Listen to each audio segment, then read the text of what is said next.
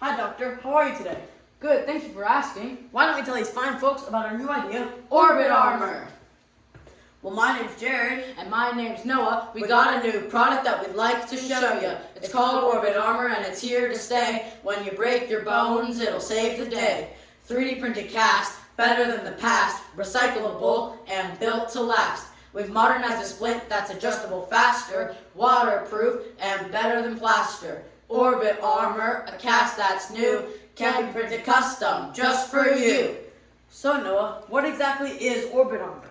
Orbit Armor is a 3D printed cast made out of PETG filament just like this. We use PETG filament because it prints extremely fast, is recyclable, waterproof, and will not cause skin irritation. So Jared, how exactly does Orbit Armor work? The process starts with a scan of the injured area. For a forearm, there would be a fiducial mark near the wrist and the elbow. This is then created into a CAD model where an 8i mesh maker can create a second skin around the arm. This second skin then becomes the cast, which is printed there in the doctor's office. No, what's the problem with plaster casts and how do we solve them? The primary problems with plaster and fiberglass casts are that they are extremely heavy, can cause skin irritation, are not waterproof, and waste a lot of material. So we solve these by using PETG, which allows it to be recyclable, not have water damage, not cause skin irritation, and just overall be better. This is backed up by our graphs on our board. First one, you can see plaster casts are 16 ounces or more. Then fiberglass come in a little bit lighter but still pretty heavy, around 12 ounces. And finally 3D printed casts like Orbit Armor that are around 3 ounces. That's what I like to call lightweight. Our second graph shows the common bone fracture areas. High upper extremities are the most common, which is what we focus on with Orbit Armor. Noah, can you tell us a little bit about how we made these prototypes they see here? So we started by making a simple wrist brace as these two are shown, but the problem with these is that they were simply held together by rubber bands or hair ties and they printed flat.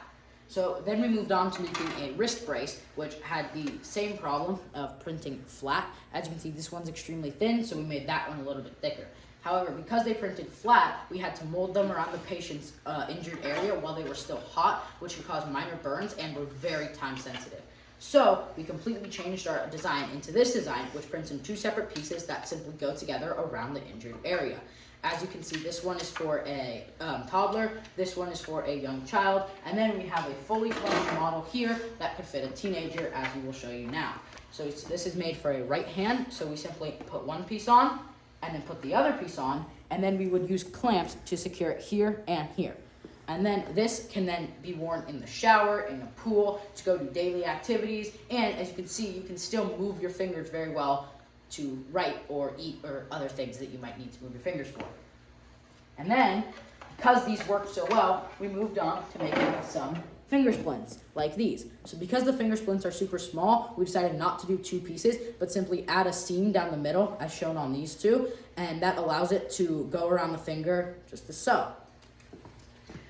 So this is backed up by some testimonial interviews we did. First, we interviewed Mark Richmond, who is an ER physician, who told us that he'd never heard of the idea, but he'd like to implement it into his workflow.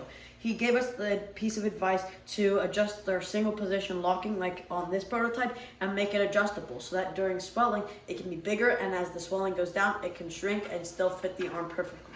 Then we met with Dr. Zania Cortez, who gave us some pieces of advice on how to improve it, including putting a layer of rubber or felt between the plastic and the skin to eliminate irritation and prevent water from getting stuck. Finally, we interviewed patient Tamara, who broke her arm just like this x-ray here. This is her x-ray at just 8 years old. She said this was very traumatizing for her as she could no longer write on her own, eat on her own, and couldn't play with her friends as she used to. So in summary, Orbit Armor is a 3D printed alternative cast to plaster and fiberglass with many benefits, as we had just explained. And that's why we invented Orbit Armor.